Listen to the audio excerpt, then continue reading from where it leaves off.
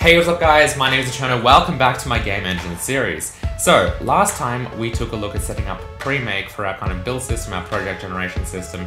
Make sure you check out that video if you haven't already. And today we're going to have a good old-fashioned kind of planning session in which we plan what we're going to do next, which is going to be to kind of create an event system for our engine so that we can deal with window events that we will have to receive, such as, the window being closed, the window being resized, input events such as mouse events or keyboard events. Whenever stuff like that happens in our engine, we want our application to kind of become aware of it and have a chance to handle it and just basically have Hazel be aware that things are happening to it. So that's what today is going to kind of be about. First of all, I just want to thank all of the patrons that make this series possible. If you guys aren't supporting the series, you can go to patreon.com/thecherno. You'll get these videos 1 week early, as well as access to a private development branch in which everything we're going to talk about today and many episodes in the future is already written. And obviously it just helps support the series, and that's why these videos are here for everyone else. So huge thank you to everyone, as always. Okay, so event systems. Let's talk about this. This is one of my favorite things to write, just because it's quite, the way it links together is quite satisfying, and it's just something that does need to be done.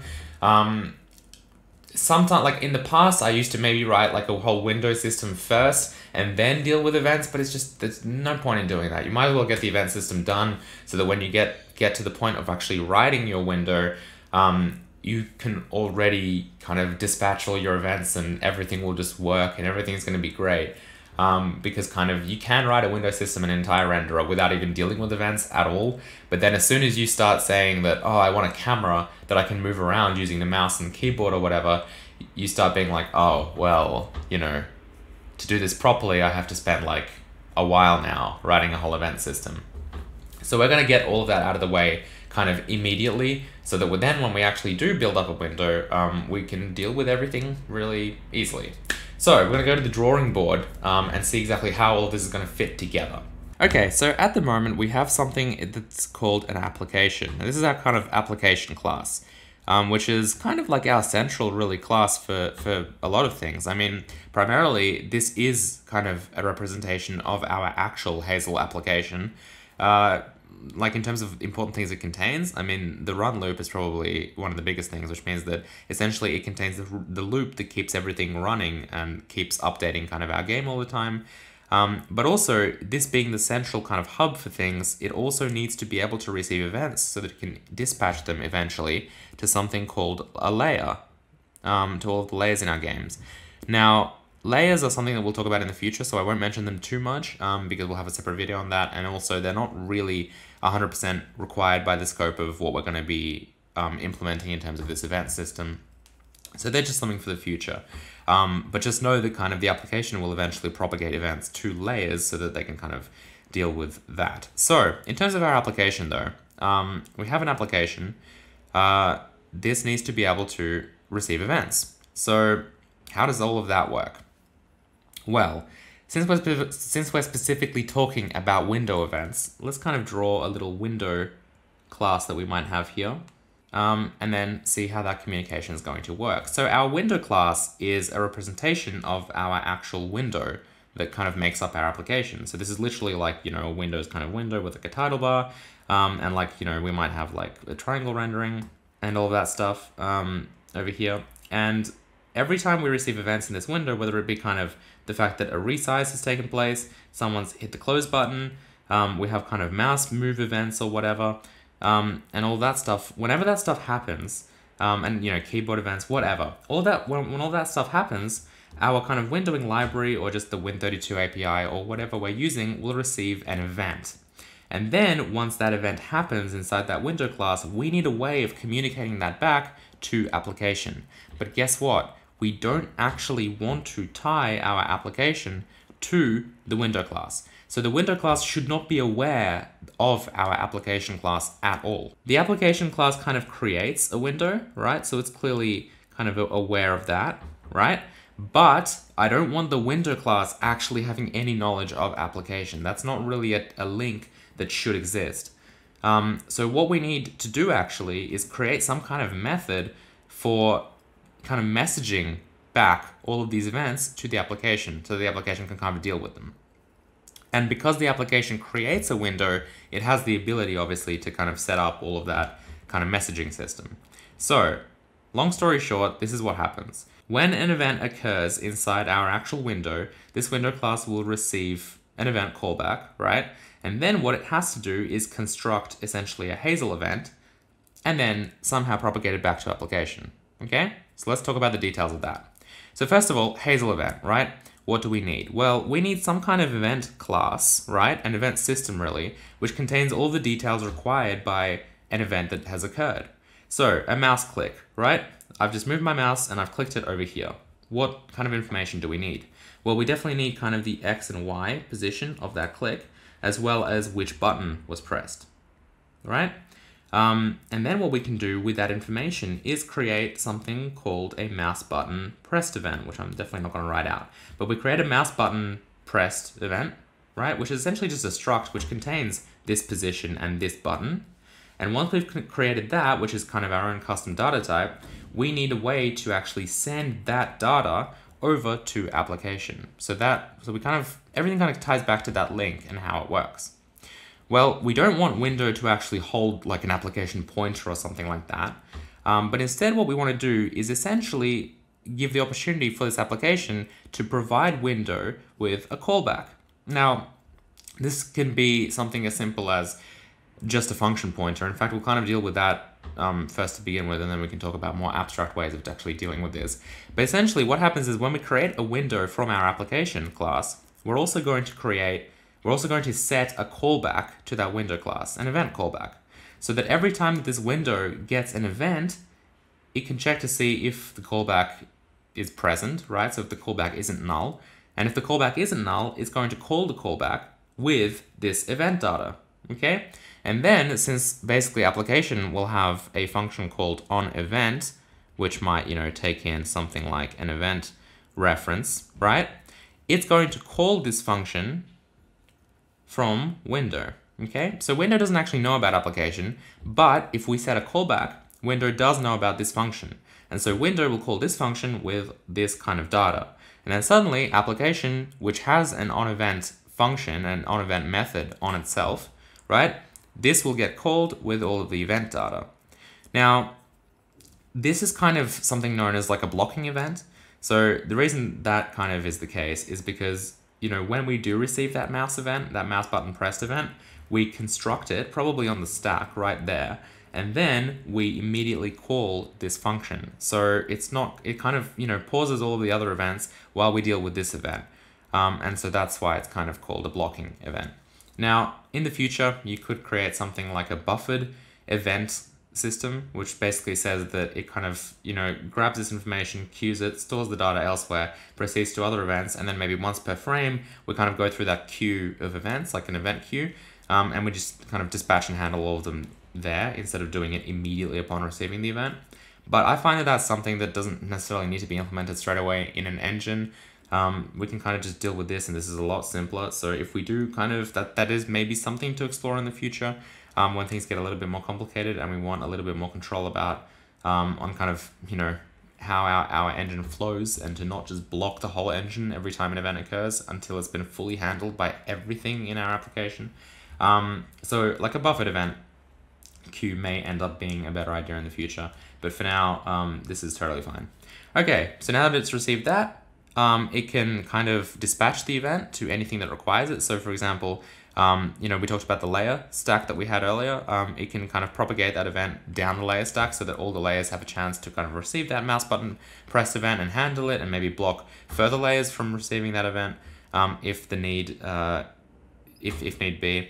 But that's kind of it. Our application is now aware of an event that's occurred from our window, just via kind of that function pointer. Now, instead of having like a function pointer or like an std function or something like that we set on window, you could essentially create like an event listener interface called like iEventListener or something, and then maybe window could have like an array or some kind of like container of iEvent listeners, and then every time an event occurs, it simply goes through that kind of collection of iEvent listeners and then it calls onEvent, right? So application itself could end up kind of being, an iEvent listener, because it listens to events, as would, you know, all the layers.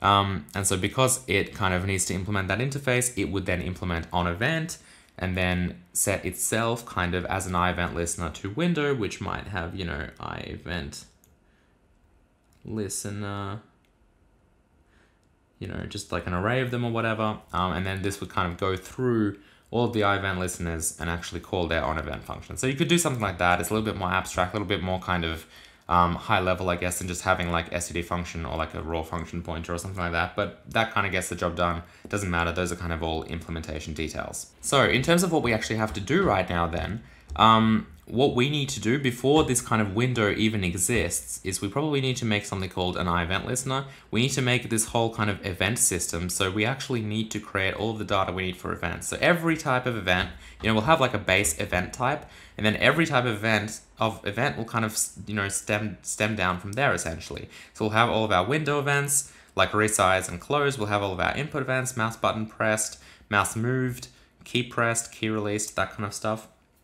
And then we could also have actual application events if we wanted to.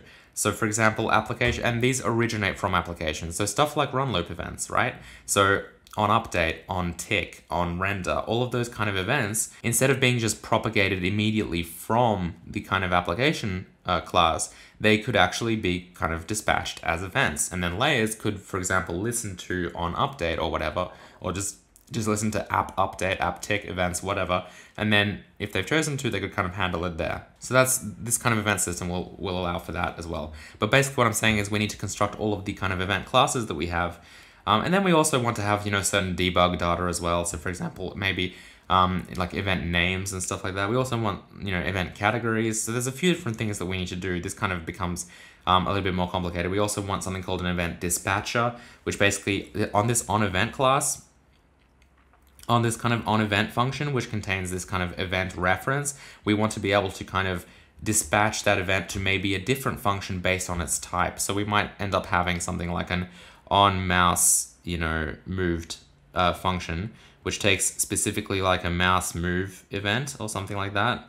And then blah, blah, blah, I'm trying to write fast. And then kind of what happens is if this event type ends up being a mouse move event, then we want to automatically kind of dispatch it to this function automatically, like without having to do any kind of really heavy code or whatever, right there in the onEvent function to find out what the type is and all of that. So that can be achieved fairly simply by just creating kind of an event dispatcher little class, which is just wraps an event and then just figures out its type and dispatches it to a given function pointer if it matches the right type. So things like that, right? That's what we need to write basically straight away, and that's what we'll do next episode. And then from there, we can probably start creating our window class, and then, you know, hooking that up with the event system, and being able to kind of call back to the application class and then provide all the event details that we actually need. So that's the plan. I think it sounds pretty good. Those are kind of our next steps for Hazel. Okay, so that's pretty much it. That's our whole kind of event system that we have to actually write, along with kind of how we're going to communicate all of those events back to application and then propagate them to our kind of layer stack. Yeah, I love kind of writing this stuff. Should be a lot of fun. Hopefully we can actually squeeze in all of these event types as well as the application and iEvent listener stuff all in one episode. We'll see. Next episode might end up being quite long. But yeah, hope you guys kind of enjoy these planning videos. It's something that is 100% necessary, and I think just kind of talking about what we're actually going to do instead of just kind of doing it is really important, because remember, this series is kind of here for you guys to learn, not necessarily to just kind of watch me write an engine without really saying much and just, you know, kind of not talking about, because what I like to talk about in this series is why I make the decisions that I do make, and kind of how all of this fits together so that you guys kind of understand the actual architecture of an engine and all of that stuff. Anyway, leave your thoughts below as to what I've kind of described here in my design. Keep in mind that, you know, none of this is set in stone. If someone says, hey, you should do it this way, you know, we can talk about that. We can discuss that. You know, you can submit like a pull request or something, for example. Maybe too early to do that nowadays because the repository is quite, you know, bland and quite kind of bare right now. But in the future, you know, you can always submit a pull request and we can always discuss that. There's actually been a few already that we've discussed on the GitHub repository. Link will be in the description below. But yeah, we can always talk about this stuff. And especially in these design sessions, it's a good idea. You know, in a real kind of software team, what happens is someone will basically give a little presentation like I've just done, and then we can kind of sit around in the group and be like, you know, try and poke holes in it and try and be like, yeah, but what happens in this scenario? What happens in that scenario? You know, maybe a better way of doing it would be this way, or have you thought about, you know, performance or like client kind of API requirements, or just there's all this stuff to consider. So that's why these whole design sessions are really, really important. Anyway, I hope you guys enjoyed this video. If you did, you can hit the like button. You can also help support the series by going to patreon.com/the Cherno. You'll get the next video already. If you're watching this live on YouTube and it's public, the next video is actually already out. So you can already see me implementing all this stuff right now. If you just go on over to patreon.com/the Cherno. And also, for the patrons as well, in my private development branch, this whole event system, everything I've described here, has been around for like weeks. So you can definitely check that out if you're interested to kind of surge ahead in the series and see what's coming, as well as just kind of get all the code to play around with before it even kind of gets explained or goes live. I hope to see you guys in the next video where we're actually going to start implementing this stuff. It's going to be really exciting. Until then, goodbye.